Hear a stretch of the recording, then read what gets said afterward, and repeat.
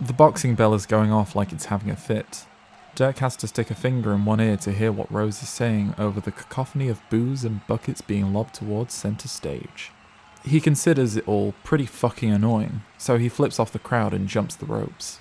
Always a good idea to abscond from the stadium before the customary show-end riot hits full swing.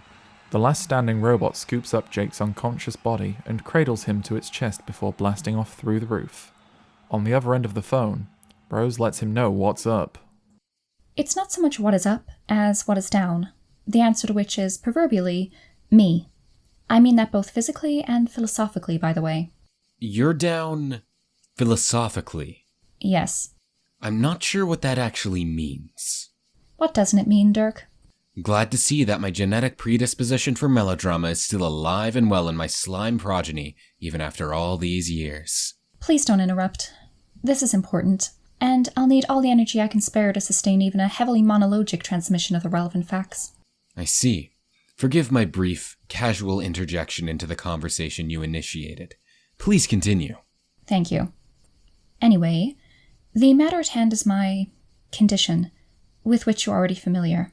I've struggled to devise the right way of telling you without causing undue alarm, which would unquestionably trigger the overbearing tendency of yours to solve the problem for me, which is not the kind of circumstance my constitution can withstand these days. I can barely lift a hand to my forehead to telegraph my infirmity of late.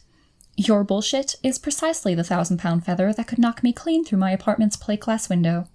This is troubling to hear, of course, but rest assured, I'm taking solace in the fact that your infirmity doesn't seem to have spread to your vocal cords yet. See, Dirk? This is exactly the kind of shit I don't need from you on this day. Sorry. The bottom line is this. I'm ascending, and it is terrible. Rose adjusts her position on the couch with the body language of one about to dive into the latest gossip about a mutual friend. The mutual, in this case, her tortured psyche.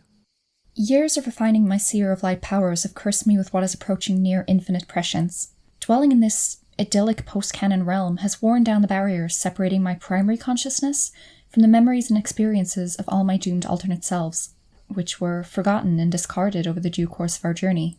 As I approach the realization of my ultimate self, I can't stop the extant knowledge from seeping in. I'm plagued by near constant visions from the less fortunate versions of myself, as well as a broadening view of the metatextual nature of our existence. Day by day, I get closer to comprehending the full picture of the narrative. However, I'm still trapped in this limited body. There's only so much strain that my very finite synapses can handle. It drains all of my energy to keep my consciousness focused on relevant events, but even then, I'm losing my ability to discern what is and is not canonically relevant, let alone what's also true or essential. And all of this is making me incredibly fucking sick. Oh, is that all? Well, in the spirit of full disclosure, same. Rose is silent on the line for a few moments. Dirk can hear how laboured her breathing is, how thin it is. She snorts out a quick, humorous laugh. Really? That's the hottest take you can manage? Of course not. They haven't built the vessel yet that can withstand the temperature of atmospheric entry into one of my hotter takes, let alone the hottest. It wasn't a take. It was an empathetic admission towards my pitiable, similarly omniscient-stricken offspring. We are suffering from the same condition, Rose. She allows several rare conventional beats to pass in silence between them, to process the admission. We are? Sure. It doesn't sound to me like you're suffering at all. Well, I'm not. I guess I used the wrong phrase. You are suffering from it. I am adapting to it. I already have, really. When were you going to tell me this? When you were ready. So you've determined that I'm ready to receive this rather critical piece of information now of all times? What distinguishes the present from all the other moments you could have mentioned it? Were you waiting for the effects of my condition to become so unendurable that I finally felt the need to explain what was happening to me in full? Were you, in essence, waiting for a cry for help? Wow. Well, when you put it that way, it makes me sound like kind of a dick. But I guess it isn't far from the truth, either. Unbelievable. Look, it's not something you just spring on people that frivolously. Hey folks, just so you know, the boundaries of my awareness are coming apart, and now I know almost everything about everyone, everywhere. Also, the process should be tearing my body apart, but actually I'm handling it quite well. Thanks for the concern, though. Anyway, just thought I'd keep you all fucking abreast on my incomprehensible brain and all.